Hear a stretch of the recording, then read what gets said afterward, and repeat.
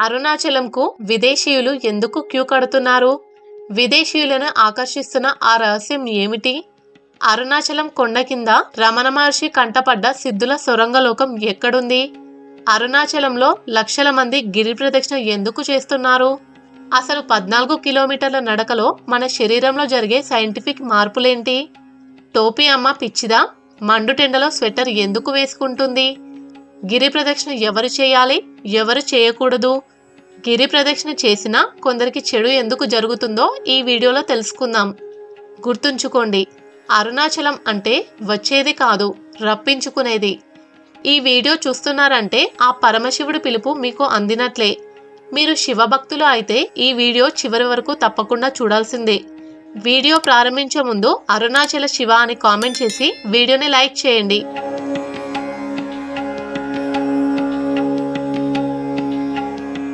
అది సృష్టి ఆరంభ సమయం. విశ్వం ఇంకా పూర్తిగా రూపుదిద్దుకుంటున్న రోజుల్లో ఒక విచిత్రమైన సంఘటన జరిగింది.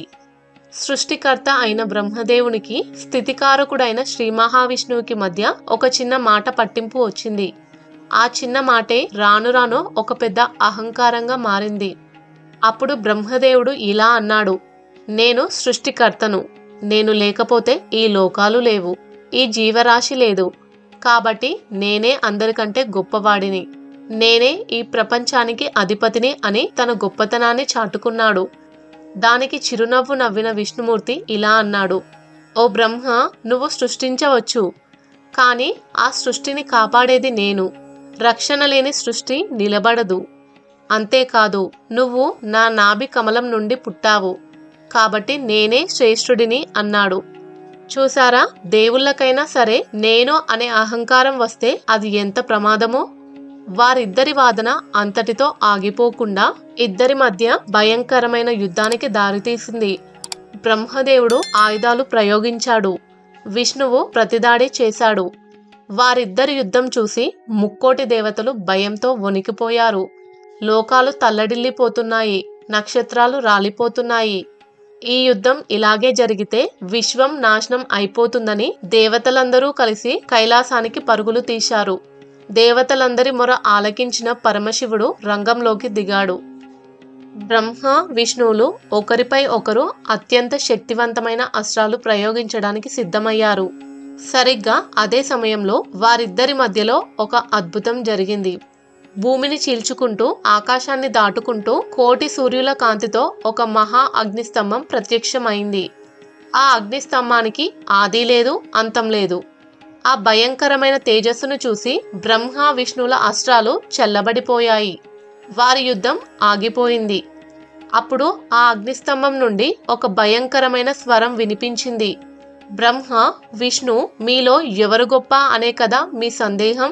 మీ ఇద్దరిలో ఎవరైతే ఈ అగ్నిస్తంభం యొక్క ఆది లేదా అంతం కనుగొంటారో వారే నిజమైన గొప్పవారు అన్నాడు. అహంకారం కప్పి ఉన్న వాళ్ళిద్దరూ శివుడి పరీక్షను స్వీకరించారు. విష్ణువు అనుకున్నాడు, దీని పాదాలు కనుక్కోవడం నాకు ఎంత పని అని. వెంటనే వరాహ రూపం ధరించి వేగంగా అగ్నిస్తంభం యొక్క పాదాలను వెతకడానికి పాతాళం వైపు ప్రయాణించాడు. ఇక బ్రహ్మ ఇలా అనుకున్నాడు, నేను సృష్టికర్తను, నాకు అసాధ్యం ఏముంది, దీని తల ఎక్కడుందో చూసి వస్తాను అని హంసరూపం ధరించి ఆ అగ్నిస్తంభం శిఖరాన్ని వెతుకుతూ ఆకాశం పైకి ఎగిరాడు. వేల సంవత్సరాలు గడిచాయి, యుగాలు గడిచాయి. శ్రీ మహావిష్ణువు పాతాళం దాటి ఇంకా కిందకు వెళ్తూనే ఉన్నాడు. ఎంత లోతుకు వెళ్ళినా ఆ జ్యోతి ఇంకా కిందకు విస్తరిస్తూనే ఉంది.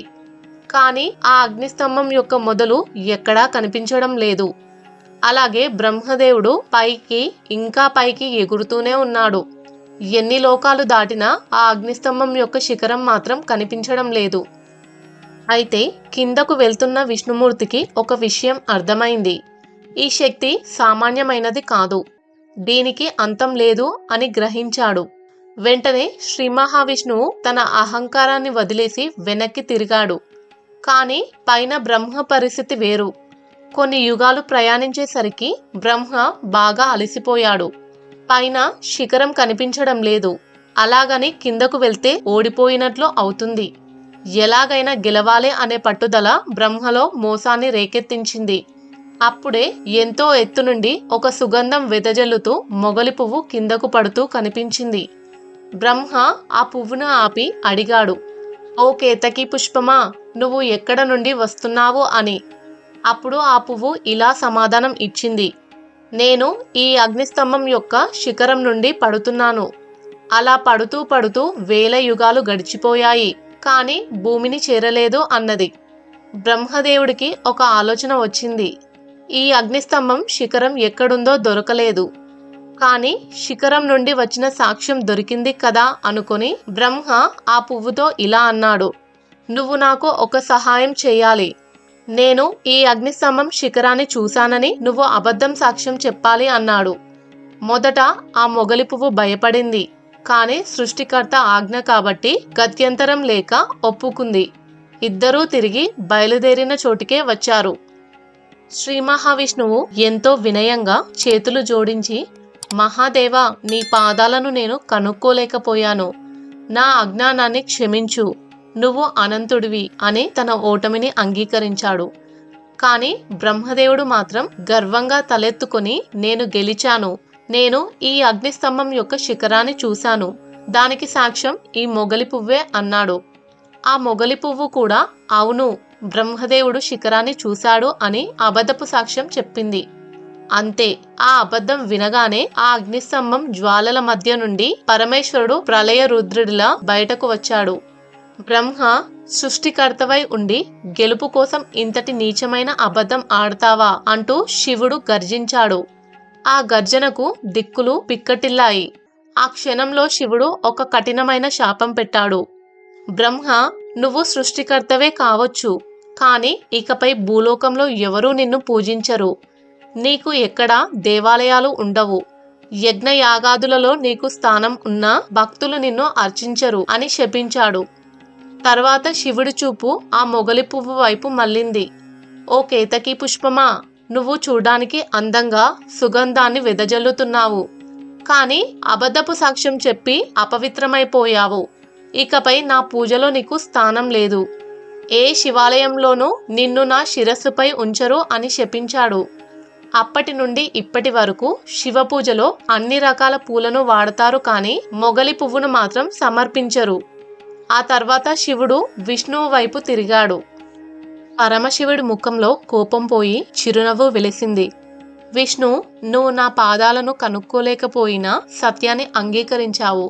సత్యాన్ని పలికినందుకు ఇకపై భూలోకంలో నాకు సమానంగా నీకు పూజలు జరుగుతాయి, నీకు వేల ఆలయాలు వెలుస్తాయి అని ఆశీర్వదించాడు.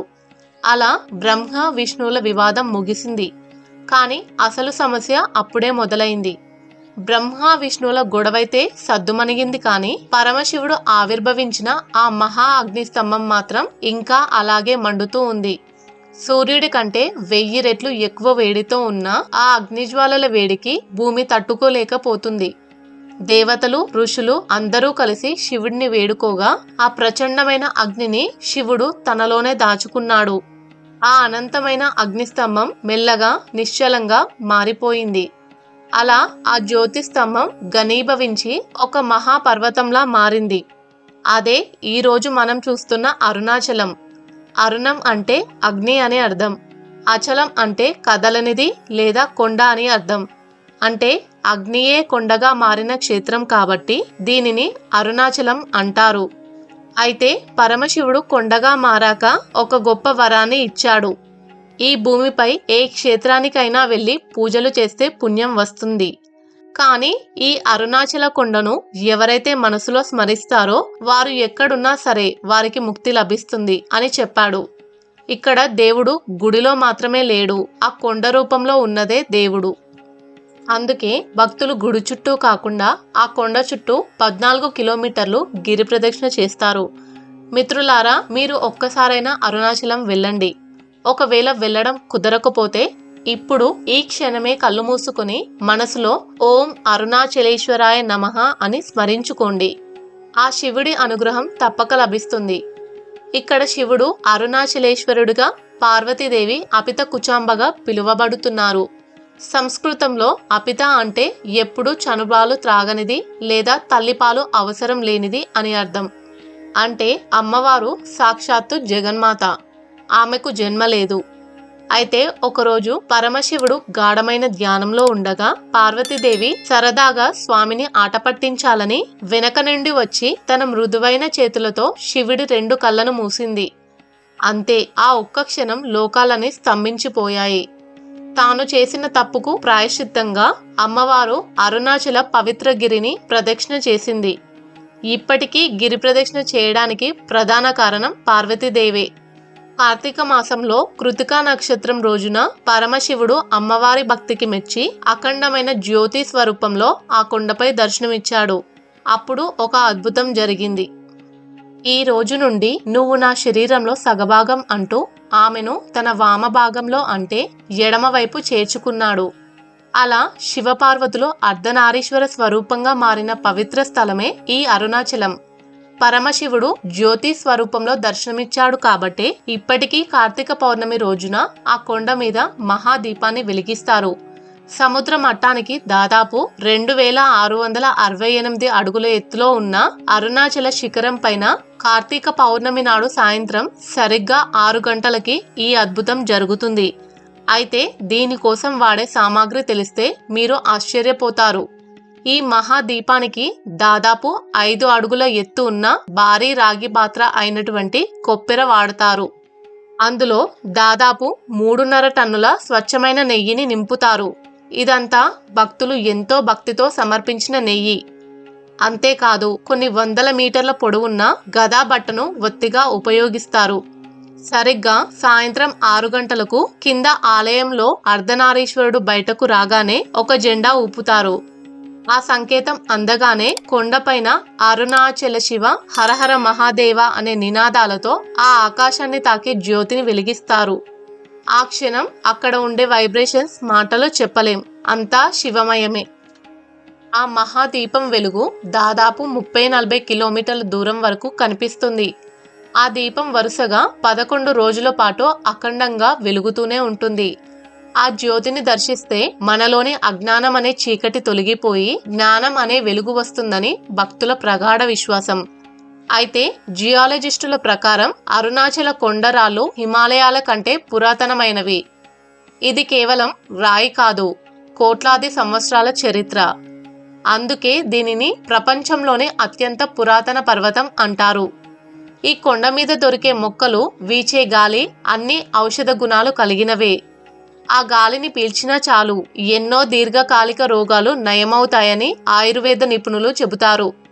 మీరు గమనించారో లేదో, రమణ మహర్షి లాంటి గొప్ప గొప్ప యోగులు ఈ కొండ వైపు ఎందుకు ఆకర్షితులయ్యారో తెలుసా? ఎందుకంటే ఈ కొండ చుట్టూ ఒక విపరీతమైన అయస్కాంత శక్తి ఉంది. అరుణాచల గిరి ప్రదక్షిణ చేసేటప్పుడు మన శరీరంలోని నెగిటివ్ ఎనర్జీ పోయి కొత్త ఉత్సాహం రావడానికి కారణం ఇదే. చెప్పులు లేకుండా నడిచినప్పుడు ఆ శక్తి నేరుగా మన శరీరంలోకి ప్రవహిస్తుందట.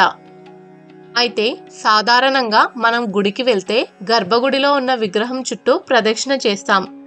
ఎందుకంటే దేవుడు ఆ విగ్రహంలో ప్రాణప్రతిష్ఠ చేయబడి ఉంటాడని మన నమ్మకం. కానీ అరుణాచలం విషయం వేరు. అక్కడ గుడిలో ఉన్న లింగం ఎంత శక్తివంతమైనదో బయట ఆకాశాన్ని తాకుతూ నిలబడిన అరుణాచల కొండ కూడా అంతే శక్తివంతమైనది. ప్రపంచంలోనే అతిపెద్ద శివలింగం అరుణాచలం కొండనే. అందుకే ఆ గిరి చుట్టూ ప్రదక్షిణ చేస్తారు.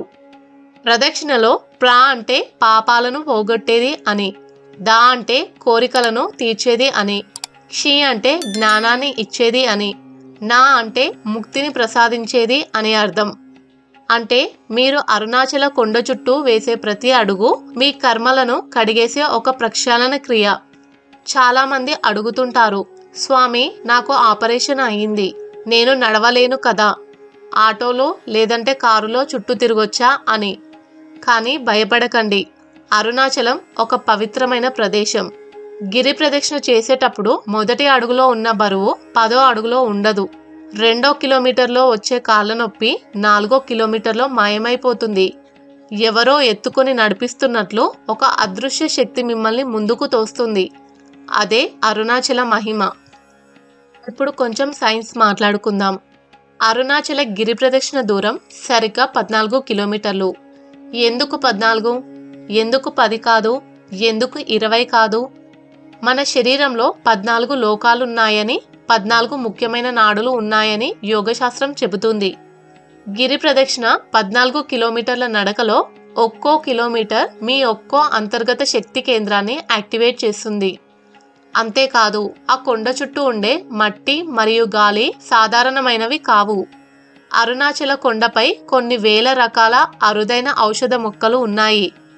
గాలి ఆ మొక్కలని తాకుతూ మనల్ని తాకినప్పుడు అది మన ఊపిరితిత్తుల్లోకి వెళ్ళి రక్తాన్ని శుద్ధి చేస్తుంది. దీనిని హెర్బలీ ఎన్రిచ్డ్ ఎయిర్ అంటారు. అయితే ఇక్కడ గమనించండి, సిటీలో 2 కిలోమీటర్లు నడిస్తే ఆయాసం వస్తుంది. కానీ అరుణాచలంలో 14 కిలోమీటర్లు నడిచిన అలసట కంటే ఎక్కువగా ఒక తెలియని ఉత్సాహం వస్తుంది. దానికి కారణం ప్రపంచంలోనే అత్యధిక అయస్కాంత శక్తి ఉన్న ప్రదేశాల్లో అరుణాచలం ఒకటి. మనం చెప్పులు లేకుండా గిరి ప్రదక్షిణ చేయడం వల్ల మన పాదాల ద్వారా భూమిలోని ఆ ఎనర్జీ మన శరీరంలోకి ప్రవహిస్తుంది. ఇది మన బాడీలోని ఇన్ఫ్లమేషన్ తగ్గించి కణాలకు కొత్త శక్తిని ఇస్తుంది. ఒక్కోసారి గిరి ప్రదక్షిణలో అకస్మాత్తుగా ఒక మంచి సువాసన వస్తుంది. ఎక్కడా పూల మొక్కలు లేకపోయినా జాజిమల్లె వాసనో విభూది వాసన వస్తుంది. మీకు ఎప్పుడైనా అలా జరిగిందా? జరిగితే ఖచ్చితంగా మీ పక్కన ఒక సిద్ధ పురుషుడు నడిచినట్లే. మనకు తెలియకుండానే మనం వారి ఆరాలోకి ప్రవేశిస్తాం. అందుకే మనకు ఒక కొత్త శక్తి వచ్చినట్టుగా అనిపిస్తుంది. అయితే గిరి ప్రదక్షిణ మొత్తం 14 కిలోమీటర్లు త్వరగా పూర్తి చేసేయాలి అని కొందరు స్నేహితులతో కబుర్లు చెప్పుకుంటూ సరదాగా నడిచేస్తారు. మరికొందరు జాగింగ్ చేసినట్లు పరిగెడతారు. కానీ అరుణాచలం అనేది వాకింగ్ ట్రాక్ కాదు, అది ఒక ఎనర్జీ జోన్.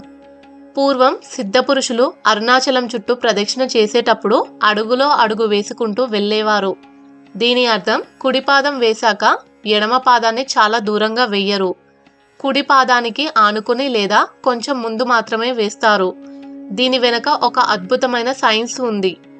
అదేంటంటే, మనం వేగంగా నడిచినప్పుడు మన శ్వాస వేగంగా ఉంటుంది, మనసు బయట విషయాల మీదకు వెళ్తుంది. అదే మీరు అత్యంత నెమ్మదిగా నడిచినప్పుడు మీ శ్వాస కూడా నెమ్మదించి మీ మెదడులో ఆలోచనలు ఆగిపోతాయి, మనసు శూన్యం అవుతుంది. ఈ శూన్యంలో నుంచే అరుణాచల శివుడు మీతో మాట్లాడడం మొదలు పెడతాడు. నిండు గర్భిణి నిండు కుండను తల మీద పెట్టుకుని ఎంత జాగ్రత్తగా నడుస్తుందో అంత నెమ్మదిగా నడవాలి అంటారు. ఇక చాలా మంది అడిగే ముఖ్యమైన ప్రశ్న, నేను గర్భిణిని, నేను గిరి ప్రదక్షిణ చేయొచ్చా అని. శాస్త్రం ప్రకారం చెప్పాలంటే గర్భిణీలు చేయడం చాలా మంచిది. కానీ కొన్ని కండిషన్స్ ఉన్నాయి. గర్భిణీలు అరుణాచలం చుట్టూ తిరుగుతున్నప్పుడు లక్షల మంది నోటి నుంచి వచ్చే ఓం నమ శివాయ అనే మంత్రం, ఆ గాలిలో ఉండే పాజిటివ్ వైబ్రేషన్ తల్లి నాభి ద్వారా బిడ్డకు చేరి పుట్టబోయే బిడ్డ గొప్ప ప్రయోజకుడు అవుతాడు. అయితే గర్భిణీలకు జాగ్రత్తలు తప్పనిసరి. ముందు మీ డాక్టర్ని సంప్రదించండి. మీ ఆరోగ్యం సహకరిస్తేనే అడుగు ముందుకు వేయండి. ఎండలో కాకుండా తెల్లవారుజామున లేదా సాయంత్రం వేళలో చల్లగా ఉన్నప్పుడు నడవండి.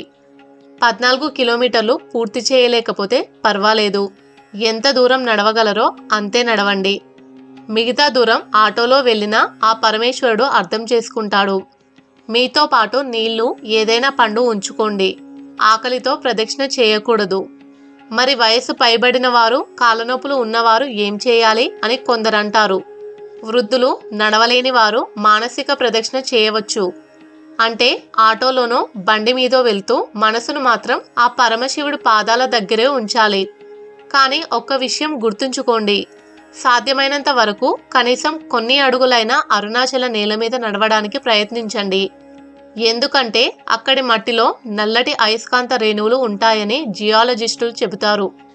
ఈ మట్టిలో నడవడం వల్ల కీళ్ళ నొప్పులు, వాతపు నొప్పులు తగ్గుముఖం పడతాయని చాలా మంది అనుభవం. కాబట్టి చెప్పులు లేకుండా కొద్ది దూరమైన నడవండి. అయితే అరుణాచలం గురించి రమణ మహర్షి ఒక మాట చెప్పేవారు. అరుణాచలం ఒక అయస్కాంతం లాంటిది. అది ఎప్పుడు పిలవాలో, ఎవరిని పిలవాలో దానికి బాగా తెలుసు. ఒక్కసారి అరుణాచల కొండ పిలుపు మీకు వినిపిస్తే మీ కాళ్ళు మిమ్మల్ని అక్కడికి తీసుకెళ్లే వరకు ఆగవు. అయితే చాలా మంది గిరి ప్రదక్షిణ చేస్తుంటారు, కానీ తెలియక చేసే కొన్ని చిన్న చిన్న తప్పుల వల్ల ఆ ప్రదక్షిణ ఫలితాన్ని పూర్తిగా పొందలేకపోతున్నారు. అసలు గిరి ప్రదక్షిణ ఎలా చేయాలి, ఏ నియమాలు పాటించాలి అనేది ఇప్పుడు తెలుసుకుందాం. మొదటి ముఖ్యమైన నియమం, గిరి ప్రదక్షిణ ఎప్పుడూ చెప్పులు లేదా షూస్ వేసుకొని చేయకూడదు. ఎందుకంటే ఆ 14 కిలోమీటర్ల ప్రదక్షిణ దారి సామాన్యమైనది కాదు. అక్కడ ఎంతో మంది సిద్ధపురుషులు, యోగులు అదృశ్య రూపంలో సంచరిస్తుంటారు. మన పాదాలు అరుణాచల నేలకు తగలడం వల్ల ఆ శక్తి మన శరీరంలోకి ప్రవహిస్తుంది. కాబట్టి కష్టమైనా సరే చెప్పులు లేకుండా నడవడానికే ప్రయత్నించండి. ఒకవేళ ఆరోగ్య సమస్యలు ఉన్నవారు తప్పని పరిస్థితుల్లో వేసుకోవచ్చు. ఇక గిరి ప్రదక్షిణలో మనం చాలా రకాల మనుషులని, సాధువులని, చివరికి కుక్కలను కూడా చూస్తుంటాం. ఎవరిని అసహించుకోకండి, ఎవరిని చులకనగా చూడకండి. సాక్షాత్తు పరమశివుడే ఏ రూపంలోనైనా మనకు ఎదురుపడవచ్చు, లేదంటే సిద్ధులు మారువేషంలో ఉండవచ్చు. అందుకే ప్రతి జీవిలోనూ శివుడిని చూస్తూ నడవాలి. ఎప్పుడూ కూడా రోడ్డుకు ఎడమ వైపున నడవాలి. అంటే మీ కుడివైపున అరుణాచల పర్వతం ఉండేలా చూసుకోవాలి. మనం దేవుడికి ప్రదక్షిణ చేసినప్పుడు దేవుడు మనకు కుడివైపున ఉంటారు కదా. ఇక్కడ కొండే దేవుడు కాబట్టి కొండను కుడివైపు ఉంచుకొని నడవాలి. అయితే అరుణాచల గిరి ప్రదక్షిణ అనేది పిక్నిక్ కాదు. ఫ్రెండ్స్తో కబుర్లు చెప్పుకుంటూ, ఫోన్లో మాట్లాడుతూ, సెల్ఫీలు తీసుకుంటూ నడవకండి. వీలైనంత వరకు మౌనం పాటించండి. ఒకవేళ మౌనంగా ఉండలేకపోతే ఓం అరుణాచలేశ్వరాయ నమః అనో, లేదంటే శివ శివ అని మనసులో స్మరించుకోండి. మీ నోటి నుండి వచ్చే ప్రతి మాట ప్రార్థనలా ఉండాలి తప్ప కాలక్షేపంగా ఉండకూడదు. మిత్రులారా, ఎంత పుణ్యం సంపాదించుకుంటామో చిన్న తప్పు చేస్తే అంతే పాపం మూటగట్టుకుంటాం. అందుకే పొగ త్రాగడం, మద్యం సేవించడం లాంటివి చేసి ఆ పవిత్ర భూమి మీద అడుగు పెట్టడం మహాపాపం. మీరు ప్రదక్షిణకు వెళ్లే 3 రోజుల ముందు నుంచే సాత్విక ఆహారం తీసుకోవడం మంచిది. ప్లాస్టిక్ బాటిల్స్, బిస్కెట్ కవర్లు ఎక్కడ పడితే అక్కడ పారేయకండి. అరుణాచలం ప్రకృతి స్వరూపం. ఆ పరిసరాలను అశుభ్రం చేయడం అంటే శివుడిని అవమానించడమే. దారి పొడవునా చాలామంది యాచకులు ఉంటారు. వారికి డబ్బులు ఇచ్చే బదులు బిస్కెట్లు లేదా పండ్లు ఇవ్వడం మంచిది. కానీ దానం చేసేటప్పుడు ఫోటోలు దిగడం, గొప్పలకు పోవడం చేయకండి. గుప్తంగా చేసే దానమే పరమశివుడికి ప్రీతిపాత్రం. అయితే చాలా మందికి ఒక అపోహ ఉంది. నడిచేటప్పుడు వెనక్కి తిరిగి కొండను చూడకూడదు అని కొందరు అంటారు. ఇది అబద్ధం. గిరి ప్రదక్షిణ చేసేటప్పుడు ప్రతి అడుగులోనూ కొండ రూపం మారుతూ ఉంటుంది. ఒక్కో దిక్కు నుంచి కొండ ఒక్కో ఆకారంలో కనిపిస్తుంది. కొన్ని చోట్ల నందిలా, కొన్ని చోట్ల శివలింగంలా, కొన్ని చోట్ల ఏకముఖంగా కనిపిస్తుంది. ఆ దర్శనం కోసమే కదా మనం వెళ్ళింది. కాబట్టి మనసు నిండా ఆ కొండను చూస్తూ నడవండి. ఆ దర్శనమే మీ పాపాలను ప్రక్షాళన చేస్తుంది. ఇక అరుణాచల గిరి ప్రదక్షిణ ఎప్పుడు చేసినా మంచిదే. కానీ పౌర్ణమి రోజున దీని విశిష్టత వేరు. పౌర్ణమి నాడు అరుణాచల కొండలో ఉండే ఔషధుల నుండి వచ్చే గాలి మన శరీరానికి తగిలితే దీర్ఘకాలిక వ్యాధులు నయమవుతాయని నమ్మకం. లక్షలాది మంది భక్తులతో కలిసి హరహర మహాదేవ అనే నినాదాల మధ్య నడుస్తుంటే వచ్చే ఆ అనుభూతిని మాటలో చెప్పలేం. అయితే ఈ గిరి ప్రదక్షిణ మార్గంలో అష్టదిక్పాలకులు ఒక్కో దిక్కున ఒక్కో లింగాన్ని ప్రతిష్ఠించి అరుణాచలేశ్వరుని పూజించారు. అవే ఈ అష్టలింగాలు. ముందుగా గిరి ప్రదక్షిణ మొదలు పెట్టగానే తూర్పు దిక్కున మనకు కనిపించే మొట్టమొదటి లింగం ఇంద్రలింగం. స్వర్గాధిపతి అయిన దేవేంద్రుడు స్వయంగా ప్రతిష్ఠించిన లింగం ఇది. పురాణాల ప్రకారం ఇంద్రుడు తన ఆధిపత్యాన్ని కోల్పోయినప్పుడు తిరిగి తన శక్తులను పొందడానికి అరుణాచలానికి వచ్చి ఈ లింగాన్ని స్థాపించి తపస్సు చేశాడు. పరమశివుడి అనుగ్రహంతో ఇంద్రుడు మళ్ళీ తన వైభవాన్ని పొందాడు. మానవ జీవితంలో కూడా ఎన్నో ఒడిదుడుకులు ఉంటాయి. సమాజంలో గౌరవం లేకపోవడం, ఉన్నది పోగొట్టుకోవడం, చేతిలో చిల్లిగవ్వలేని పరిస్థితులు లాంటి బాధలు ఎవరికి ఉండవు చెప్పండి. అలాంటి వారికి ఇంద్రలింగ దర్శనం ఒక వరం. ఎవరైతే ఇంద్రలింగాన్ని దర్శించుకొని అక్కడ కాసేపు ధ్యానం చేస్తారో వారికి ఐశ్వర్యం సిద్ధిస్తుందని నమ్మకం. అంతేకాదు, జీవితంలో కోల్పోయిన కీర్తిని, ప్రతిష్టను తిరిగి ఇస్తుంది. ఇక ఇంద్రలింగం దాటి కొంచెం ముందుకు వెళితే ఆగ్నేయ దిశలో మనకు దర్శనం ఇచ్చేది అగ్నిలింగం. ఈ అగ్నిలింగం ఒక చెరువు ఒడ్డున ఉంటుంది. ఇక్కడ కూర్చొని కొండను చూస్తే అరుణాచలం యొక్క తేజస్సు మన కళ్ళలో నిండిపోతుంది. సాక్షాత్తు అగ్నిదేవుడు ఇక్కడ తపస్సు చేశాడు. అసలు అరుణాచలమే అగ్నిక్షేత్రం కదా. అందుకే ఈ లింగానికి అంత విశిష్టత ఉంది. అగ్నిలింగం దగ్గర ప్రార్థిస్తే మనలోని రోగాలు, మనసులోని భయాలు అగ్నిలో పడి ఎండుగడ్డిలా కాలిపోతాయి. జీవితంలో ఎదురయ్యే కష్టాలను తట్టుకునే ధైర్యాన్ని ఈ లింగం ప్రసాదిస్తుంది. మన జీర్ణక్రియని, ప్రాణశక్తిని పెంచుతుంది. గిరి ప్రదక్షిణలో మూడవది యమలింగం. ఇది దక్షిణ దిశలో ఉంటుంది. సాక్షాత్తు మృత్యుదేవుడైన యమధర్మరాజు శివుని అనుగ్రహం కోసం ఇక్కడే లింగాన్ని ప్రతిష్ఠించి పూజించాడు. చాలా మందికి నాకు ఏదైనా అవుతుందేమో, నా కుటుంబం ఏమైపోతుందో అనే ఆందోళన నిరంతరం తొలిచేస్తుంటుంది. అలాగే జాతకంలో గండాలు ఉన్నాయని బాధపడేవారు ఉంటారు. అలాంటి వారికి ఈ యమలింగం ఒక రక్షా కవచం. ఇక్కడ యమలింగం దర్శించుకుంటే అపమృత్యు దోషాలు తొలగిపోయి ఆయుష్ పెరుగుతుంది. అన్నిటికంటే ముఖ్యంగా మరణం అంటే భయం పోయి మనసు నిబ్బరంగా మారుతుంది. యముడినే కరుణించిన శివుడు మనల్ని కరుణించడా చెప్పండి? యమలింగం దాటి నైరుతి దిశ వైపు నడుస్తుంటే మనకు 4వ లింగం కనిపిస్తుంది. అదే నైరుతి లింగం. దీనిని నివృత్తి లింగం అని కూడా అంటారు. అరుణాచల గిరిని ఇక్కడ నుండి చూస్తే శివయ్య పక్కన నంది కూర్చున్నట్లు కనిపిస్తుందని భక్తులు అంటారు. పెళ్ళై ఏళ్లు గడుస్తున్నా పిల్లలు పుట్టలేదని బాధపడే దంపతులు ఎంతో మంది నైరుతి లింగం దగ్గర మనసు పెట్టి కోరుకుంటే సంతాన ప్రాప్తి కలుగుతుందని నమ్ముతారు. అంతేకాదు, సమస్యల నుండి విముక్తి లభించి మనపై ఉన్న చెడు ప్రభావాలు, దిష్టి దోషాలు పటాపంచలైపోతాయి. ఇక్కడితో మనం అరుణాచల గిరి ప్రదక్షిణలో సగం దూరం పూర్తి చేసుకున్నాం. ఇక నైరుతి దాటి పడమర దిక్కుకు చేరుకోగానే మనకు దర్శనం ఇచ్చేది 5వ లింగం, వరుణలింగం. వరుణుడు అంటే జలానికి అధిపతి. అలాగే శరీరంలో నీటికి సంబంధించిన వ్యాధులు అంటే బీపీ, షుగర్ వంటివి ఉన్నవారు ఇక్కడ మొక్కుకుంటే ఆరోగ్యం కుదుట పడుతుందని భక్తుల ప్రగాఢ విశ్వాసం. మీ కళ్ళలోని కన్నీరు తుడిచి జీవితంలో ఆనందాన్ని నింపే లింగం ఇది. వరుణలింగం దాటి కొంచెం ముందుకు వెళ్తే చల్లటి గాలి మనల్ని తాకుతుంది. మనం ఇప్పుడు వాయువ్య దిశలో ఉన్నాము. ఇక్కడ ఉన్నది 6వ లింగం అయినటువంటి వాయులింగం. గాలి అనేది ఎక్కడా ఆగదు. కానీ సాక్షాత్తు వాయుదేవుడే ఇక్కడ నిలకడగా కూర్చొని శివుణ్ణి పూజించాడు. మనం పీల్చే గాలిలో ఉండే శక్తి ఈ ప్రాంతంలో అద్భుతంగా ఉంటుంది.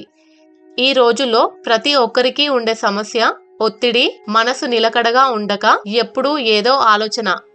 గాలి ఎలాగైతే ఒకచోట ఉండదో మన మనస్సు కూడా అంతే. వాయులింగ దర్శనం వలన మనసు శాంతపడి మానసిక ప్రశాంతత వస్తుంది.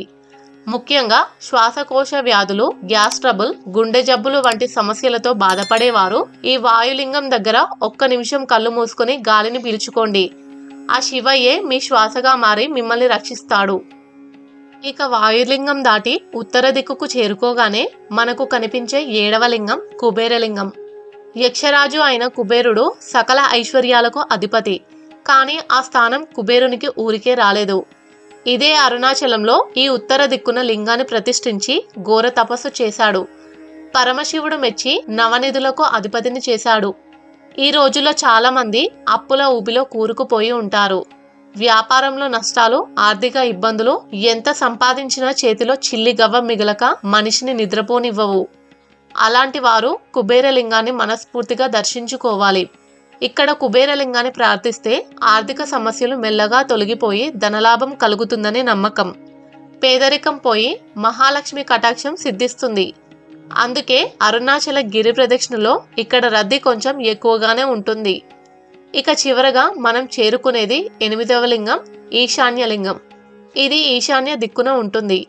ఈశానుడు అంటే సాక్షాత్తు రుద్రుడు. విశేషం ఏంటంటే ఈ లింగం పక్కనే ఒక శ్మశానం ఉంటుంది. పుట్టడం ఎంత సత్యమో గిట్టడం కూడా అంతే సత్యం అని ఈ ప్రదేశం మనకు గుర్తు చేస్తుంది. మానవ జీవితం యొక్క అంతిమ లక్ష్యం ఏమిటి? కుటుంబం, డబ్బు, ఆరోగ్యం ఇవన్నీ ఉన్నా చివరికి కావాల్సింది మనశ్శాంతి మరియు ముక్తి. ఈశాన్య లింగ దర్శనంతో మన అరుణాచల గిరి ప్రదక్షిణ పూర్తవుతుంది. ఇక్కడ మనసు చాలా తేలికగా మారుతుంది. అనవసరమైన ఆలోచనలు పోయి జ్ఞానం కలుగుతుంది. మన ప్రదక్షిణ ఫలాన్ని సంపూర్ణంగా అందించేది ఈ లింగమే. ఈ విధంగా ఇంద్రలింగం నుండి ఈశాన్య లింగం వరకు 14 కిలోమీటర్ల ఈ ప్రయాణం కేవలం నడక కాదు, అది మనల్ని మనం తెలుసుకునే ఒక సాధన. అయితే ప్రపంచంలో ఎన్నో శివాలయాలు ఉన్నాయి, కానీ దాదాపు 25 ఎకరాల విస్తీర్ణంలో కోటగోడల లాంటి ప్రాకారాలతో ఆకాశాన్ని తాకే గోపురాలతో ఉన్న ఇంతటి భారీ నిర్మాణం మాత్రం చాలా అరుదు. అరుణాచల ఆలయం ఒక్క రోజులో కట్టింది కాదు, ఒక్క రాజు కట్టింది కాదు. దాదాపు 1000 సంవత్సరాల పాటు విజయనగర రాజులు, చోళులు, పాండ్యులు, నాయక రాజులు ఇలా ఎందరో చక్రవర్తులు తమ భక్తిని రాతి శిల్పాలుగా మలిచిన అద్భుతమే ఈ అరుణాచలేశ్వర ఆలయం. ముందుగా ఆలయంలోకి అడుగుపెట్టగానే తూర్పు దిక్కున 117 అడుగుల ఎత్తులో భారతదేశంలోనే 2వ అతిపెద్ద గోపురం కనిపిస్తుంది. అయితే ఈ గోపురం నిర్మాణం వెనుక ఒక పెద్ద ట్విస్ట్ ఉంది. ఇది ఒక రాజు మొదలు పెడితే మరొక రాజు పూర్తి చేశాడు. మధ్యలో ఏం జరిగిందో ఇప్పుడు చూద్దాం. విజయనగర రాజు శ్రీకృష్ణ దేవరాయలు కేవలం గొప్ప యుద్ధ వీరుడే కాదు, అంతకు మించిన గొప్ప శివభక్తుడు. అగ్నిలింగేశ్వరుడికి భూమి మీద ఎవరూ కట్టలేనంత గొప్ప ద్వారాన్ని నిర్మించాలి. ఆ ద్వారం నుండి లోపలికి వెళ్లే ప్రతి భక్తుడికి తన కష్టాలన్నీ చిన్నవిగా అనిపించాలి అని రాయలవారు సంకల్పించారు. క్రీస్తు శకం 1516 ప్రాంతంలో శ్రీకృష్ణ దేవరాయలు ఈ రాజగోపురం నిర్మాణానికి పునాది వేశారు. పునాది అంటే మామూలు పునాది కాదు. గ్రానైట్ రాళ్లతో భూమి లోపల ఎంత లోతుగా తవ్వారో పైన అంత ఎత్తుగా లేపారు. అందులోని శిల్పకళను గమనించారా? నాట్య భంగిమలు, గుర్రాలు, ఏనుగులు, విజయనగర సామ్రాజ్యపు వైభవానికి అవి నిలువుటద్దాలు. కానీ విధి వక్రించి రాయలవారి పాలన ముగిసింది. గోపురం నిర్మాణం మధ్యలోనే ఆగిపోయింది. భక్తులు ఆ అసంపూర్ణ కట్టడాన్ని చూసి కన్నీళ్లు పెట్టుకునేవారు. ఆకాశాన్ని తాకాల్సిన గోపురం మొండి గోడలతో నిలిచిపోయింది. కాలం గడిచింది, దశాబ్దాలు గడిచిపోయాయి. అప్పుడు రంగంలోకి వచ్చారు తంజావూరు నాయకరాజు సేవప్ప నాయుడు. ఆగిపోయిన ఆ గోపురాన్ని చూసి చలించిపోయారు. రాజ్యాలు పోవచ్చు, రాజులు మారొచ్చు, కానీ దైవకార్యం ఆగకూడదు అని ఆయన శపథం చేశారు. అయితే అప్పట్లో ఇప్పుడున్నట్లు క్రేన్లు లేవు, సిమెంట్ లేదు, టెక్నాలజీ లేదు. కేవలం మనుషుల బలంతో, ఏనుగుల సహాయంతో ఒక్కొక్క రాయిని 200 అడుగుల పైకి చేర్చాలి. అది ఎంత పెద్ద సాహసమో ఊహించండి. చివరికి సుమారు క్రీస్తు శకం 1572 నాటికి, అంటే దాదాపు 50 ఏళ్ల తర్వాత ఆ గోపురం పూర్తయింది. ఈ తూర్పు గోపురాన్ని రాజగోపురం అని ఎందుకు అంటారో తెలుసా? ఇది కేవలం రాజులు కట్టించింది కాబట్టి కాదు, గోపురాలన్నింటిలోనూ ఇది రాజులాంటిది కాబట్టి. తూర్పు రాజగోపురం దాటగానే కుడివైపున మీకు ఒక భారీ కట్టడం కనిపిస్తుంది. అదే 1000 స్తంభాల మండపం. దీనిని కూడా శ్రీకృష్ణ దేవరాయలు నిర్మించారు. దీని నిర్మాణం ఎంత గొప్పగా ఉంటుందంటే మీరు ఏ మూల నుండి చూసినా స్తంభాలు ఒకదాని వెనుక ఒకటి సరళ రేఖలో కనిపిస్తాయి. పూర్వం రాజులు యుద్ధాలకు వెళ్లే ముందు ఇక్కడ ప్రత్యేక పూజలు చేసేవారు. అంతేకాదు, తిరువన్నామలై దీపోత్సవం రోజున ఉత్సవమూర్తులను ఇక్కడే కొలువుదీరుస్తారు. అయితే గొప్ప గొప్ప రాజులు, చక్రవర్తులు తలపెట్టిన పూర్తిగాని ఒక అరుణాచల గోపురాన్ని చిల్లిగవ్వలేని ఒక సామాన్య మహిళ పూర్తి చేసింది. అందుకు శివుడే స్వయంగా వచ్చి ఆమెకు సాయం చేశాడు. అసలు ఆ గోపురం కథ ఏంటో ఇప్పుడు చూద్దాం. 17వ శతాబ్దంలో అమ్మనే అనే ఒక ఆవిడ లౌకిక సుఖాలు వద్దు అనుకుని కట్టుబట్టలతో తనకిష్టమైన అరుణాచలానికి వచ్చింది. అరుణాచలం చేరుకున్న అమ్మనికి అక్కడి వాతావరణం ఒక స్వర్గంలా అనిపించింది. గిరి ప్రదక్షిణ చేస్తూ సాధువులకు సేవ చేస్తూ గడిపేది. అయితే అప్పట్లో అరుణాచల ఆలయానికి 3 వైపులా గోపురాలు పూర్తయి ఉండేవి. కానీ ఉత్తర దిక్కున ఉన్న గోపురం మాత్రం సగం కట్టి ఆగిపోయింది. దానిని మొండి గోపురం అని పిలిచేవారు. చాలా మంది రాజులు ఆ గోపురాన్ని పూర్తి చేయడానికి ప్రయత్నించారు. కానీ ఏవో ఆటంకాలు వచ్చి పనులు ఆగిపోయేవి. అది చూసిన అమ్మని ఈ ఉత్తర గోపురాన్ని నేను పూర్తి చేస్తాను అని సంకల్పించింది. ఉండడానికి ఇల్లు లేదు, చేతిలో చిల్లి గవ్వలేదు, సహాయం చేయడానికి మనుషులు లేరు. పిచ్చిది, ఆకాశానికి నిచ్చెన వేయాలనుకుంటోంది అని ఎగతాళి చేశారు. కానీ అమ్మని వెనకడుగు వేయలేదు. ఆమె దగ్గర ధనం లేదు, కానీ ధైర్యం అనే ధనం ఉంది. ఊరిలోని ప్రతి ఇంటికి వెళ్ళి నా కోసం కాదు, ఆ ఈశ్వరుడి గోపురం కోసం భిక్ష వేయండి అని అడిగేది. కొందరు బియ్యం ఇచ్చేవారు, కొందరు డబ్బు ఇచ్చేవారు.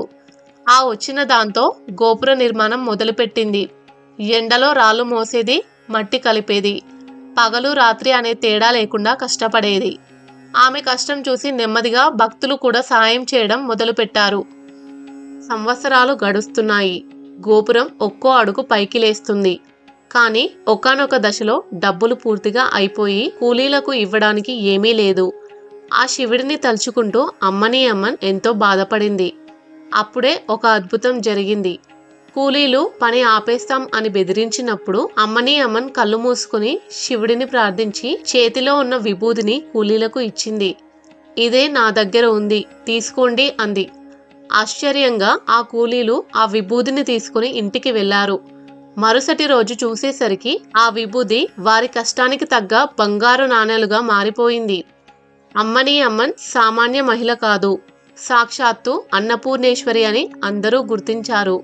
ఇక విరాళాలు వెల్లువలా వచ్చాయి. గోపుర నిర్మాణం చివరి దశకు వచ్చింది. అయితే అమ్మని అమ్మన్ వయసు మీద పడినా స్వయంగా బరువులు మోసేది. ఒకరోజు ఆమె వీపు మీద పెద్ద కురుపు రావడంతో విపరీతమైన నొప్పి, రక్తం కారుతుంది. అంత బాధలో కూడా ఆ నొప్పిని భరిస్తూనే ఇటుకలు మోస్తుంది. ఆమె బాధను చూడలేక సాక్షాత్తు ఆ పరమశివుడే ఒక సిద్ధుడు రూపంలో వచ్చి అమ్మని అమ్మన్ను కాసేపు పడుకోమని చెప్పాడు. ఆమె లేచేలోపు గోపురానికి సంబంధించిన అత్యంత బరువైన పనులు చకాచకా పూర్తి చేశాడు. ఆమె లేచి చూసేసరికి అద్భుతం!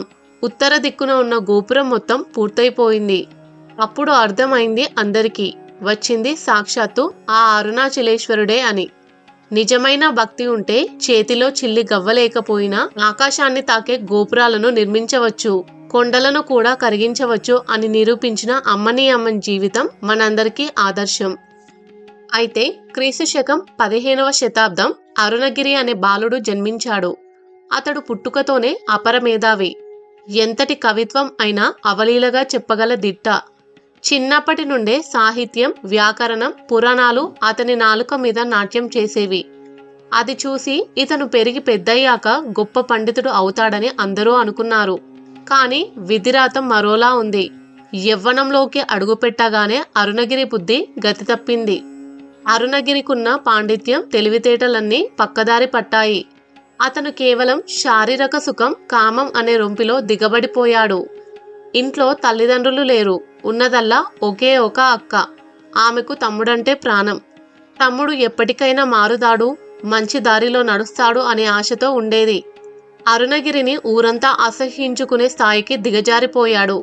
కామం అనే మత్తు వల్ల అరుణగిరి కళ్ళు మూసుకుపోయాయి. రోజులు, సంవత్సరాలు దొర్లిపోయాయి. పాపం పండింది అన్నట్టుగా అరుణగిరి జీవితంలో కూడా అదే జరిగింది. ఏ శారీరక సుఖం కోసం ఆస్తులన్నీ కరిగించాడో, ఏ శరీరాన్ని చూసుకుని మురిసిపోయాడో అదే శరీరం ఇప్పుడు రోగాల పాలై కుష్టు వ్యాధి సోకింది. ఒకప్పుడు అందగాడిగా వెలిగిన అరుణగిరి ముఖం వికారంగా మారింది.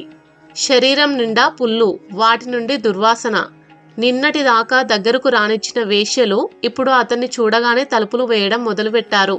అరుణగిరి దగ్గర చిల్లి గవ్వలేదు, ఆరోగ్యం లేదు, పరువు అంతకన్నా లేదు. అయినా సరే అతనిలోని కామవాంఛ చావలేదు.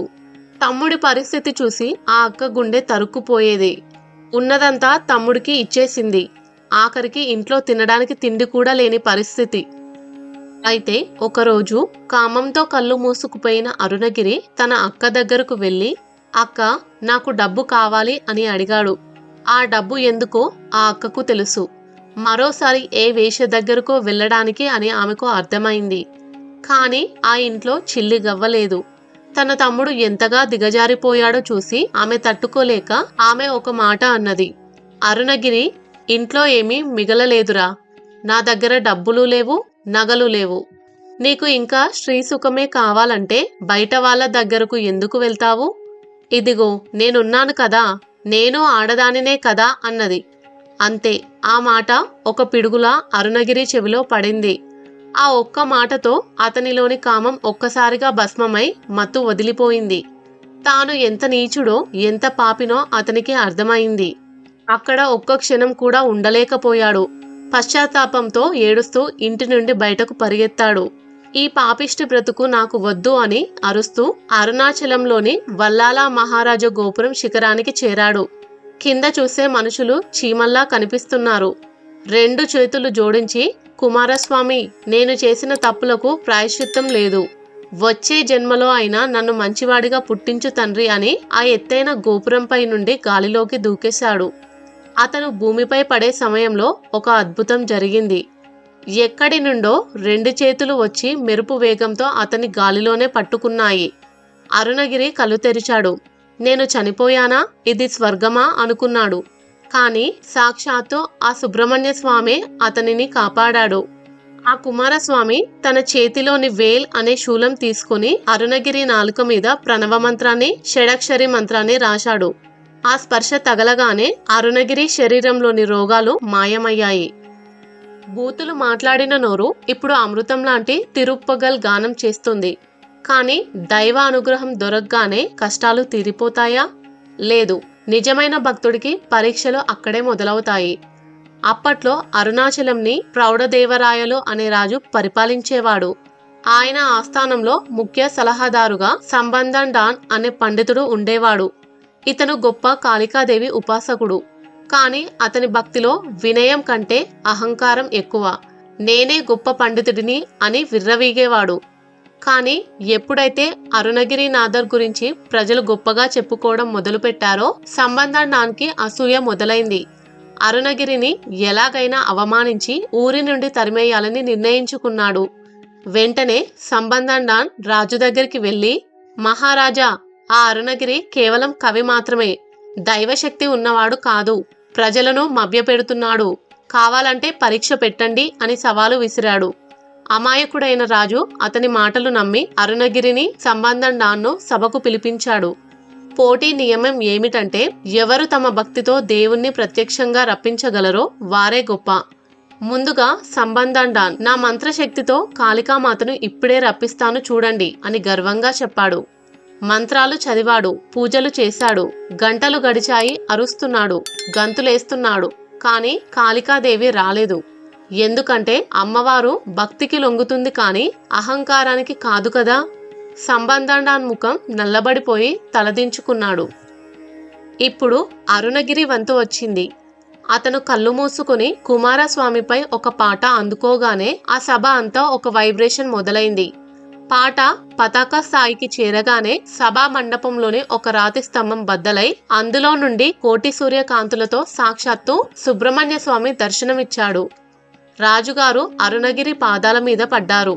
కొన్నాళ్లకు రాజుగారికి కంటిచూపు మందగించింది. అదే అదనుగా సంబంధన్ డాన్ ఒక నాటకం ఆడాడు. మహారాజా, మీ రోగం తగ్గాలంటే భూలోకంలోని మందులు పనిచేయవు. స్వర్గలోకంలో ఇంద్రుడి తోటలో ఉండే పారిజాత పుష్పం కావాలి. కానీ స్వర్గానికి వెళ్లి తిరిగి రావడం సామాన్యులకు సాధ్యం కాదు. దైవశక్తి ఉన్న ఆ అరుణగిరి నాథర్ మాత్రమే తేగలడు అని చెప్పాడు. రాజు బ్రతకాలని కోరికతో అరుణగిరిని పిలిచి ప్రాధేయపడ్డాడు. రాజు కోసం, రాజ్యక్షేమం కోసం అరుణగిరి దానికి అంగీకరించాడు. కాని పారిజాత పుష్పం తేవాలంటే మనిషి శరీరంతో స్వర్గానికి వెళ్ళలేరు. అందుకే అరుణగిరినాథర్ తన మానవ శరీరాన్ని ఒక సురక్షితమైన ప్రదేశంలో దాచి పరకాయ ప్రవేశం ద్వారా తన ప్రాణశక్తిని అప్పుడే చనిపోయిన ఒక చిలుక శరీరంలోకి పంపాడు. చిలుక రూపంలో ఉన్న అరుణగిరినాథర్ స్వర్గలోకం వైపు ఎగిరిపోయాడు. అరుణగిరి చిలుక రూపంలో వెళ్ళగానే సంబంధన్ డాన్ గోపురం పైకి వెళ్లి అక్కడ నిర్జీవంగా పడి ఉన్న అరుణగిరినాథర్ అసలైన శరీరాన్ని చూశాడు. వెంటనే రాజు దగ్గరకు వెళ్లి, మహారాజా, ఘోరం జరిగింది. అరుణగిరినాథర్ చనిపోయాడు. ఆయన శరీరం పాడైపోతుంది. వెంటనే అంత్యక్రియలు జరపాలి అని అబద్ధం చెప్పాడు. రాజు అది నిజమే అనుకుని కన్నీళ్లతో అంత్యక్రియలకు అనుమతి ఇచ్చాడు. అంతే, అరుణగిరినాథర్ భౌతిక శరీరం మంటల్లో కాలి బూడిదైపోయింది. కొంత సమయానికి స్వర్గం నుండి పారిజాత పుష్పంతో చిలుక రూపంలో ఉన్న అరుణగిరి తిరిగి వచ్చాడు. కాని అక్కడ తన శరీరం లేదు. జరిగిన కుట్ర ఏమిటో అరుణగిరికి అర్థమైంది. సాధారణ మనిషి అయితే ఆవేదనతో చనిపోయేవాడు. కాని అరుణగిరి జ్ఞాని.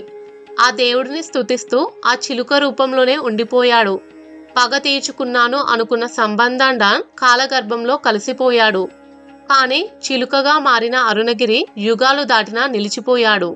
అందుకే అతని శరీరం వదిలిన గోపురం మీద గుర్తుగా చిలుక బొమ్మలు పెట్టారు. అయితే మండుతున్న ఎండలో 40 డిగ్రీల ఉష్ణోగ్రతలో ఏ మనిషి అయినా చొక్కా లేకుండా ఉండలేడు. కాని ఆమె మాత్రం ఒకదాని మీద ఒకటి 3-4 చొక్కాలు వేసుకుంటుంది. మందపాటి టోపీ తల మీద పెట్టుకుంటుంది. ఆమె కాళ్లకు చెప్పులు కూడా లేకుండా గిరివలయం దారిలో నడుస్తూనే ఉంటుంది. కొత్త వాళ్ళు ఎవరైనా ఆమెను చూస్తే ఎవరో పిచ్చిది అనుకుంటారు. కానీ ఆమెను తెలిసిన వాళ్ళు, అమ్మ ఒకసారి చూడు తల్లి అంటూ ఆమె కాళ్ళ మీద పడతారు. ఇంతకీ ఈ టోపీ అమ్మ ఎవరు? ఆమె ఎందుకు అలా వింతగా ప్రవర్తిస్తుందో ఇప్పుడు తెలుసుకుందాం. చాలా మంది అనుకుంటారు సిద్ధులు అంటే గుహల్లోనో హిమాలయాల్లోనో ఉంటారు కదా అని. కానీ అరుణాచలంలో సిద్ధులు మన మధ్య ఉంటారు. సాధారణ మనుషుల్లా, బిచ్చగాళ్ళలా, పిచ్చివారిలా తిరుగుతుంటారు. వారిని గుర్తుపట్టడం సామాన్యులకు సాధ్యం కాదు. అలాంటి అరుదైన సిద్ధురాలే ఈ టోపీ అమ్మ. టోపీ అమ్మ అసలు పేరు ఎవరికీ తెలియదు. తల మీద ఎప్పుడూ ఒక టోపీ ఉండడం వల్ల అందరూ ప్రేమగా టోపీ అమ్మ అని పిలుచుకుంటారు. అరుణాచలంలో ఎండలు ఎలా ఉంటాయో మనందరికీ తెలుసు. అగ్నిక్షేత్రం కదా, అక్కడ వేడి కూడా ఎక్కువే. కానీ ఆమె మండుటెండలో కూడా స్వెట్టర్లు వేసుకుంటుంది, మఫ్లర్లు చుట్టుకుంటుంది. అన్నిటికంటే ముఖ్యంగా ఆ టోపీని అస్సలు తీయదు. ఎందుకంటే ఆమె శారీరక స్పృహను దాటి అవధూత స్థితిలో ఉంది. ఆమెకు వేడి తెలియదు, చలి తెలియదు. ఆమె మౌనంగా ఉంటుంది. కానీ ఆ మౌనం వేల మాటలు చెబుతుంది. ఆ కళ్ళలో పిచ్చి లేదు, ఒక లోతైన ప్రశాంతత కనిపిస్తుంది. మనం మన జీవితంలో నాకు అది కావాలి, ఇది కావాలి అని కోరికలతో బ్రతుకుతాం. కానీ ఆమెకు ఏ కోరిక లేదు. ఎవరైనా టోపీ అమ్మకు డబ్బులు ఇస్తే ఆమె తీసుకోదు, విసిరేస్తుంది. బంగారం ఇచ్చినా మట్టితో సమానంగా చూస్తుంది. ఆమెకు తినాలనిపిస్తేనే ఎవరో ఒకరు పెట్టిన అన్నం తింటుంది. ఒక్కోసారి ఆ అన్నాన్ని కుక్కలకు, ఆవులకు తినిపించి ఆమె ఆనందంగా చూస్తూ ఉండిపోతుంది. టోపీ అమ్మ జీవితం మనకు ఒక గొప్ప పాఠం నేర్పుతుంది. అదేంటంటే, రూపాన్ని చూసి మోసపోకండి. చినిగిన బట్టల్లో ఉన్నంత మాత్రాన మనిషి తక్కువవాడు కాదు. మంచి బట్టలు వేసుకున్నంత మాత్రాన మనిషి గొప్పవాడు కాదు. దైవం ఎవరి రూపంలోనైనా మన దగ్గరకు రావచ్చు. అయితే అరుణాచలం పేరు వినగానే అందరికీ మరొక పేరు కూడా గుర్తొస్తుంది. అదే రమణ మహర్షి. అసలు అంతలా ఆయన గురించి మాట్లాడడానికి గల కారణం ఏంటో ఇప్పుడు తెలుసుకుందాం. కొంతకాలం వెనక్కి వెళ్తే 1879 డిసెంబర్ 30వ తేదీ తమిళనాడులోని తిరుచులి అనే చిన్న గ్రామం. శివుడికి అత్యంత ఇష్టమైన ఆరుద్ర నక్షత్రం పుణ్యగడియల్లో సుందరం అయ్యార్, అలగమ్మాల్ దంపతులకు ఒక మగబిడ్డ జన్మించాడు. అతడే రమణ మహర్షి. చిన్న వయసులో అతని పేరు వెంకటరామన్. అయితే ఒకరోజు వాళ్ళింటికి ఒక బంధువు వస్తే ఎక్కడ నుండి వస్తున్నారు అని వెంకటరామన్ అడిగాడు. అరుణాచలం నుండి అని ఆ బంధువు బదులిచ్చాడు. అంతే, అరుణాచలం అనే పదం వెంకటరామన్ చెవిన పడగానే ఏదో తెలియని ప్రకంపన పుట్టింది. ఆ పేరులో ఏదో అయస్కాంత శక్తి ఆ పిల్లవాడి మనసును లాగడం మొదలుపెట్టింది. 1896 జూలై నెల మధ్యలో వెంకటరామన్ వయసు 16 ఏళ్ళు. అతను తన చిన్నాన్న ఇంట్లో ఉన్నాడు. ఎలాంటి జబ్బు లేదు, ఆరోగ్యం బాగానే ఉంది. కానీ హఠాత్తుగా ఏదో చెప్పలేని భయం అతన్ని ఆవహించింది. అది మామూలు భయం కాదు. నేను ఇప్పుడే చనిపోతున్నాను అనే ఒక స్పష్టమైన భావన. మామూలుగా ఎవరైనా చనిపోతున్నామంటే ఏం చేస్తారు? డాక్టర్ని పిలుస్తారు. కానీ వెంకటరామన్ అలా చేయలేదు. 3 రోజుల రైలు ప్రయాణం చేసి సెప్టెంబర్ 1, 1896 ఉదయం అరుణాచలం చేరుకున్నాడు. రైలు దిగి నేరుగా అరుణాచలేశ్వరుడి ఆలయం వైపు పరిగెత్తాడు. విచిత్రం ఏమిటంటే, సాధారణంగా ఆ సమయంలో ఆలయం తలుపులు మూసి ఉంటాయి. కానీ వెంకటరామన్ వెళ్లేసరికి గుడి తలుపులు తెరిచి ఉన్నాయి. ఎవరో తన కోసమే వేచి ఉన్నట్లు గర్భగుడిలోకి వెళ్లి అరుణాచలేశ్వర లింగాన్ని కౌగిలించుకున్నాడు. ఆ అద్భుత క్షణం అతని ప్రయాణం ముగిసింది. కానీ అతని మౌన ప్రస్థానం ఇప్పుడే మొదలైంది. వెంకటరామన్ తల మీద జుట్టు తీయించేసుకున్నాడు. తన ఒంటిపై ఉన్న బట్టలు చించేసి ఒక కౌపీనం అంటే గోచి మాత్రమే కట్టుకున్నాడు. ఇక అతనికి కులం లేదు, గోత్రం లేదు, కుటుంబం లేదు. ఉన్నదల్లా అరుణాచలం మాత్రమే. అప్పటి నుండి ఎవరితో మాట్లాడకుండా మౌనంగా ఉన్నాడు. అయితే అరుణాచలం ఆలయంలోని 1000 స్తంభాల మండపంలో ఎవరూ వెళ్ళడానికి సాహసించని ఒక చీకటి గది ఉంది. అదే పాతాళ లింగం. దుమ్ము, ధూళి, పురుగులు, పాములు నివాసం ఉండే చోటు అది. వెంకటరామన్ ఆ చీకటి గదిలో ఒక మూల కూర్చొని కళ్ళు మూసుకున్నారు.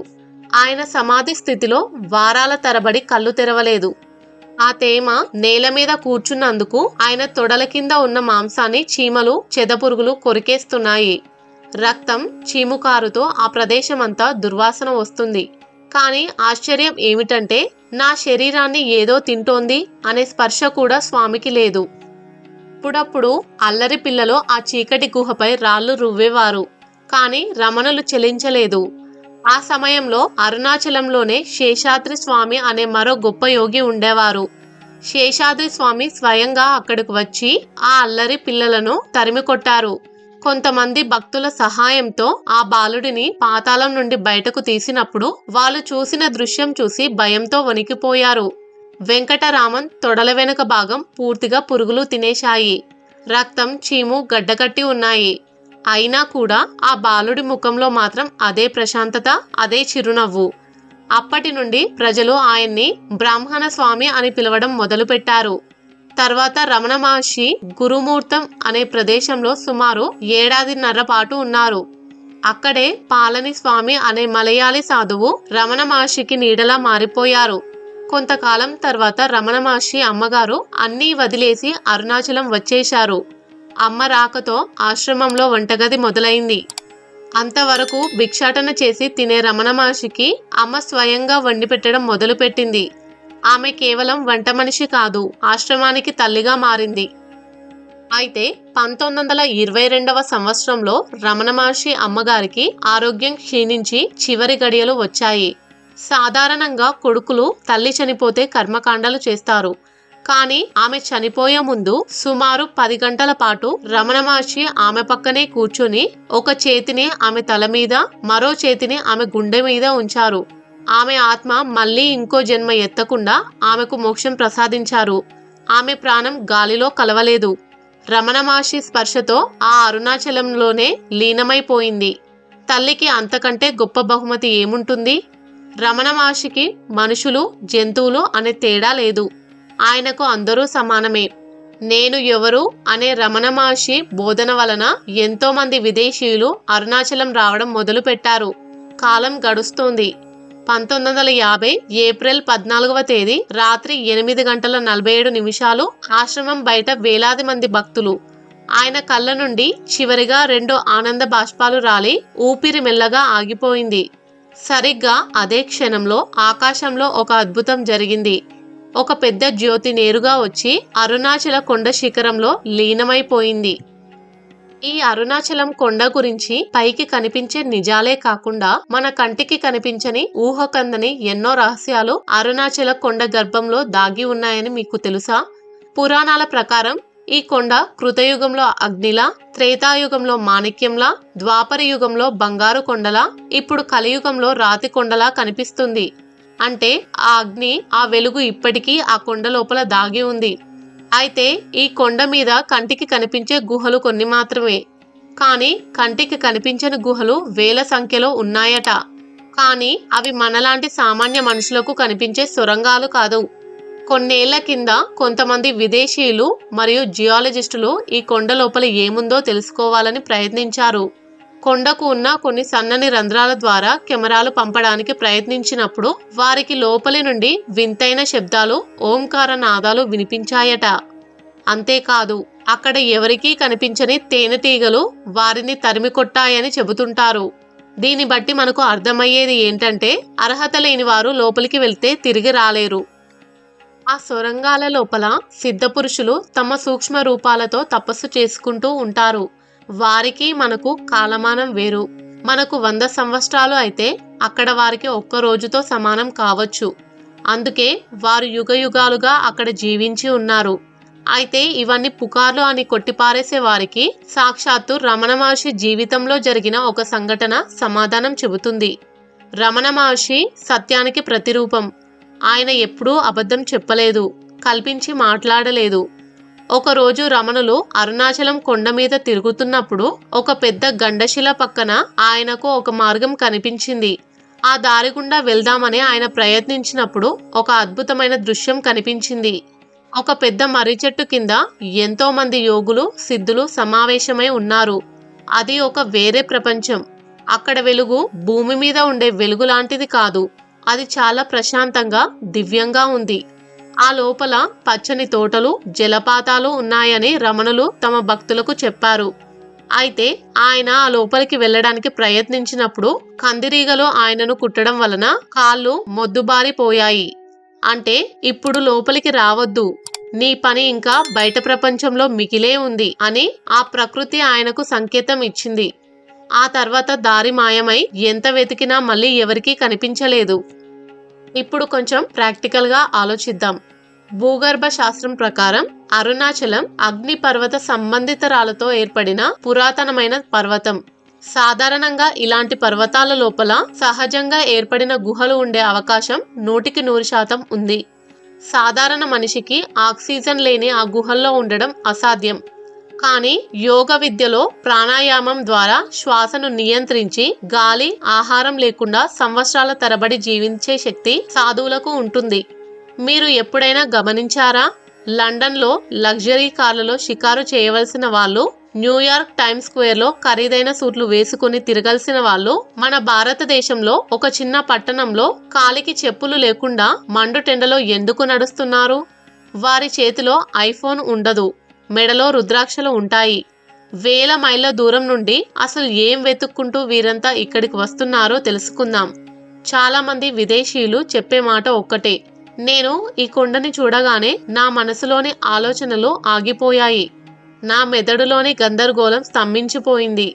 ఈ కొండ నుంచి వచ్చే వైబ్రేషన్స్ మనిషిలోని అహంకారాన్ని కరిగించేస్తాయని, ప్రపంచంలో ఎక్కడా దొరకని ఒక వింతైన నిశ్శబ్దం ఈ కొండ గాలిలో ఉందని అంటారు. ఆ నిశ్శబ్దమే ఇప్పుడు పాశ్చాత్యులను పిలుస్తోంది. మనం అనుకుంటాం యూరోప్లో ఉంటే కష్టాలు ఉండవని, అమెరికాలో పుడితే లైఫ్ సెటిల్ అయిపోతుందని. కానీ నిజం వేరు.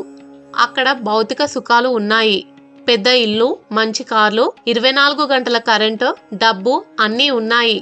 కానీ మనసులో శాంతి లేదు. విపరీతమైన పోటీ, ఒంటరితనం, అతి వేగవంతమైన జీవితం, డిప్రెషన్, ఇవి పాశ్చాత్య దేశాలను పట్టి పీడిస్తున్నాయి. నా దగ్గర అన్నీ ఉన్నాయి, కానీ నేనెందుకు సంతోషంగా లేను అనే ప్రశ్న వారిని తొలిచేస్తుంది. ఆ ప్రశ్నకు సమాధానం వెతుక్కుంటూ వారు అరుణాచలం వస్తున్నారు. ఇక్కడ ఆశ్చర్యం ఏంటంటే, ఇక్కడి ప్రజలు పేదరికంలో ఉన్న ముఖంపై చిరునవ్వుతో ఉండడం చూసి వారు షాక్ అవుతారు.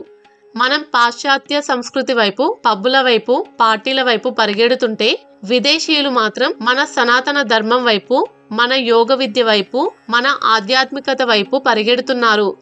అదంతా సరే, అసలు అరుణాచలం ఎప్పుడు వెళ్ళాలి? ఇది చాలా మందికి వచ్చే పెద్ద సందేహం. దీన్ని 2 రకాలుగా విభజించి చూద్దాం. మొదటిది పౌర్ణమి రోజు. అరుణాచలంలో పౌర్ణమి అంటే అది ఒక పండుగ కాదు, ఒక ప్రభంజనం. లక్షలాది మంది భక్తులు సముద్రపు కెరటాల్లా వస్తారు.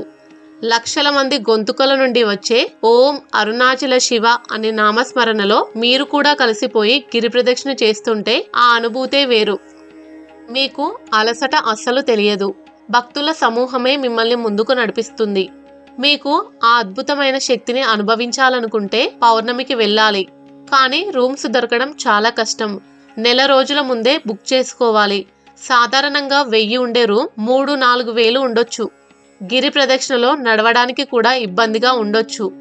అరుణాచలేశ్వరుని దర్శనానికి 5 నుండి 8 గంటల సమయం పట్టొచ్చు. పిల్లలు, వృద్ధులతో వెళ్లే వారికి పౌర్ణమి యాత్ర కొంచెం కష్టమే. ఇక రెండవ ఆప్షన్ సాధారణ రోజులు. మీకు ప్రశాంతత కావాలంటే సాధారణ రోజుల్లో వెళ్ళండి. దర్శనం చాలా త్వరగా అవుతుంది. గిరి ప్రదక్షిణ చేసేటప్పుడు కొండను చూస్తూ, ప్రకృతిని ఆస్వాదిస్తూ నడవచ్చు. రూమ్స్ తక్కువ ధరలో మీకు నచ్చిన చోట దొరుకుతాయి. రమణ మహర్షి ఆశ్రమంలో ప్రశాంతంగా ధ్యానం చేసుకోవచ్చు. వృద్ధులు, చిన్నపిల్లలు ఉన్నవారు మరియు రద్దీ అంటే భయపడేవారు సాధారణ రోజుల్లో వెళ్ళడమే ఉత్తమం. అలాగే అరుణాచలంలో ఉండడానికి 2 రకాల ఆప్షన్స్ ఉన్నాయి. మొదటిది ఆశ్రమాలు, రెండవది ప్రైవేట్ హోటల్స్ అండ్ లాడ్జీలు. మీరు ఆధ్యాత్మిక వాతావరణం కోరుకుంటే, తక్కువ ఖర్చులో ఉండాలంటే ఆశ్రమాలు బెస్ట్. రమణాశ్రమంలో ఉండడం ఒక వరం, కానీ రూమ్స్ దొరకడం చాలా కష్టం. కనీసం 2-3 నెలల ముందు వారి వెబ్సైట్ ద్వారా మెయిల్ చేసి పర్మిషన్ తీసుకోవాలి. ఇక్కడ ఉచిత వసతి, భోజనం ఉంటుంది. ఇక శేషాద్రి స్వామిగల్ ఆశ్రమం కూడా చాలా బాగుంటుంది. ఆన్లైన్ లేదా ఫోన్ ద్వారా బుక్ చేసుకోవచ్చు. ధరలు చాలా తక్కువగా ఉంటాయి. వీటితో పాటు ఉడిపి మఠం, శృంగేరి మఠం వంటి అనేక సత్రాలు గిరివలయం రోడ్లో ఉన్నాయి. ఒకవేళ ఆశ్రమాలు దొరకకపోతే గుడి దగ్గర మరియు గిరివలయం రోడ్లో వందల సంఖ్యలో హోటల్స్ ఉన్నాయి. ఇక్కడ గుర్తుంచుకోవాల్సిన విషయం ఏంటంటే పౌర్ణమికి వెళ్ళేవారు ఆన్లైన్లో రూమ్స్ బుక్ చేసుకోకుండా వెళ్ళకండి. చాలా ఇబ్బంది పడతారు. రోడ్డు మీద పడుకోవలసి వస్తుంది. అరుణాచలంలో ఆకలి అనే సమస్య ఉండదు. ఎందుకంటే గిరి ప్రదక్షిణ చేసేటప్పుడు దారి పొడవునా ఎవరో ఒకరు అన్నదానం చేస్తూనే ఉంటారు. మంచినీళ్లు, మజ్జిగ, బిస్కెట్లు, పులిహోర ఇలా ఏదో ఒకటి ప్రసాదంగా దొరుకుతూనే ఉంటుంది. మిత్రులారా, అరుణాచలం అనేది చూడాల్సిన ప్రదేశం కాదు, అనుభవించాల్సిన ప్రదేశం. అరుణాచలం వెళ్తే మన కష్టాలు తీరుతాయా అంటే చెప్పలేం. కానీ కష్టాలను ఎదుర్కొనే మానసిక స్థైర్యం మాత్రం తప్పకుండా వస్తుంది. అక్కడి కొండలో ఉన్న అయస్కాంత శక్తి మిమ్మల్ని మళ్ళీ మళ్ళీ పిలుస్తుంది. మరి మీరెప్పుడైనా అరుణాచలం వెళ్ళారా? వెళ్తే మీ అనుభవాలు కామెంట్ చేయండి. అలాగే శివుడు అంటే మీకు ఇష్టం ఉంటే ఓం నమః శివాయ అని కామెంట్ చేసి సబ్స్క్రైబ్ చేసుకోండి. సర్వం శివార్పణం. ఓం అరుణాచలేశ్వరాయ నమః.